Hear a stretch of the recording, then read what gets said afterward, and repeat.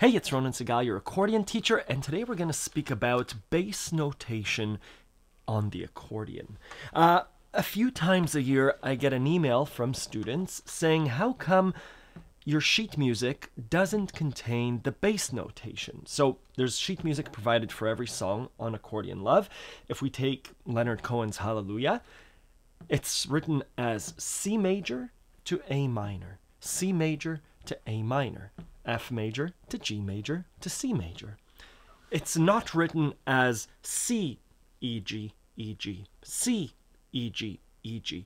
The individual notes for the bass are not written. Instead, I use a lead sheet kind of format. And I wanted to talk about that today.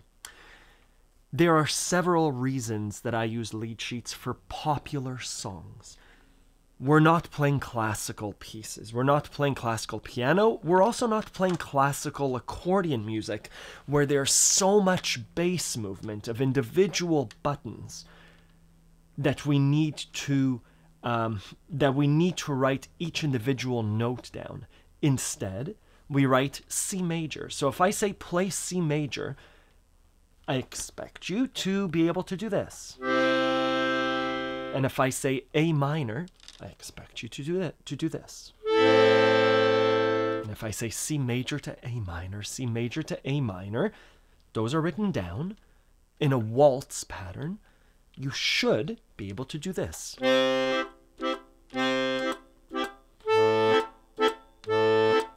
you can follow along, but instead of reading C with an E, G, E, G, A with an E, C, E, C. Again, even saying the individual notes slows me down. So one advantage in having that lead sheet is very quickly you can play. Very quickly as a teacher, it's easy to communicate to you, here's what the song does. Very quickly, you can get an understanding of the bass patterns in the song. Just at a glance, you could tell there's a C, A minor, F, and G. Those four chords are the primary chords in this song, versus having to digest each separate note. C with an E, G, and is that an A, and is that an A minor 7, or is that an A minor?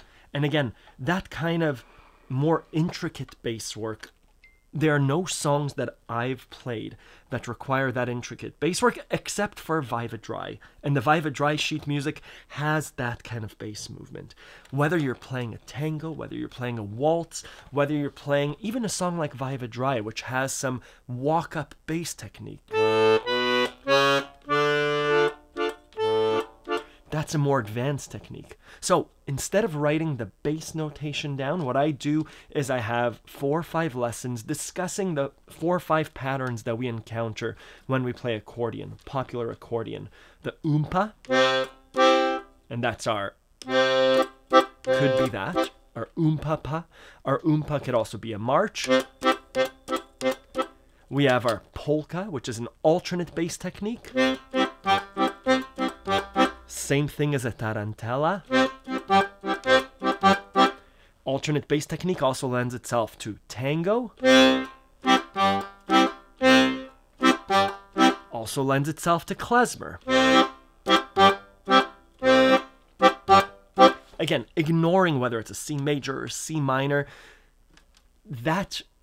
those 4 or 5 patterns, depending on the song, account for 99% of the songs that we play. Now, why don't I write those bass patterns down below the sheet music? For the reason that I would like for you to understand the song and make it your own, so that it's easy to recall the song, so that it becomes a part of your language, rather than you reading C major, major, C major, major. I'd rather say this is a C major waltz. And all of a sudden you can look up. All of a sudden you're listening to the music rather than reading the notes. Again, the sheet music is there. The video lesson contains tips on what kind of bass patterns fit in with a song, which leads me to my next point. Let's take the song Hallelujah by Leonard Cohen. C major to A minor a few times. I just write C an A minor. And in the video lesson, I explained the 3 or 4 different ways of playing those patterns. I play it as a waltz.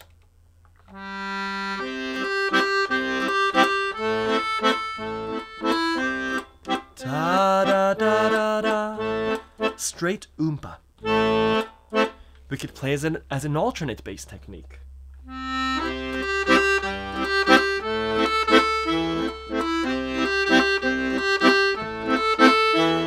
Right? We could play it as a sustain.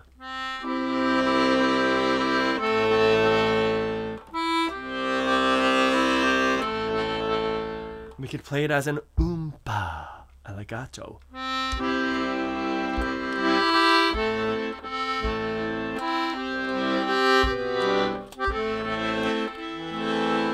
Up to you. You could play just with the tones, with the chords.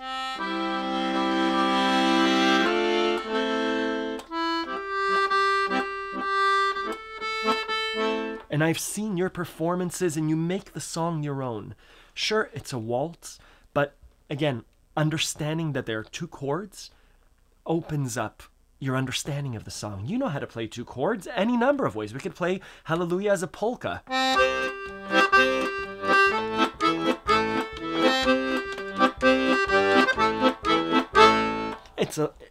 It's kind of silly, but it works. And again, understanding how to read chords and how to play chords, not just reading the notes that make up the chords, open up those colors that you can now paint with. This works for tangos as well. What was I playing earlier? I was playing Libertango, a more complicated song. The chords are A minor to B major to D minor to A minor. We could sustain them.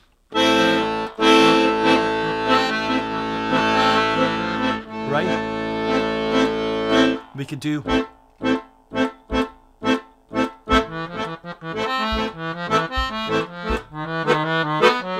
We could also do.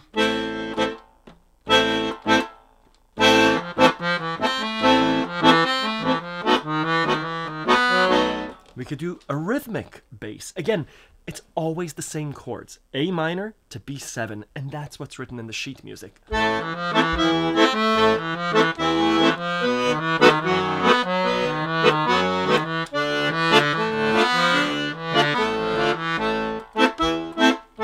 That's our tango rhythm. That's our klezmer rhythm. We could do a waltz. Sure.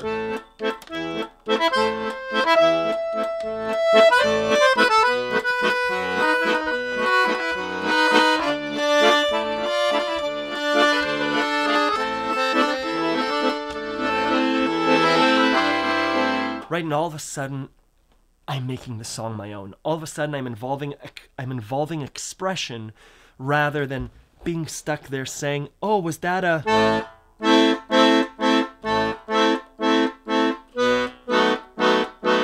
I'd rather you play it as. It's all basses and tones, and I'd rather you understand the musicality by reading something called A minor. And if I say Scott or Greg or Christine, play an A minor, your fingers know where an A minor is. And if I say do da da da da da da da da da da da da, there, right? Now you feel the rhythm. Incorporating hands together is a whole other issue on tangos, but again, this is the reason why I include lead sheets, which have the melody written out, and the chords written on top, as well as a video lesson where it's me speaking to the camera as though I'm teaching you the intricacies of the song, how to understand it, why the chords are doing what they are, and tips and tricks on how to understand the song and make it your own. Head on over to accordionlove.com. There's a free 7-day trial. See if you like how I teach. See if you like the music. I hope to see you over there. Let me know if you have any questions. Thank you.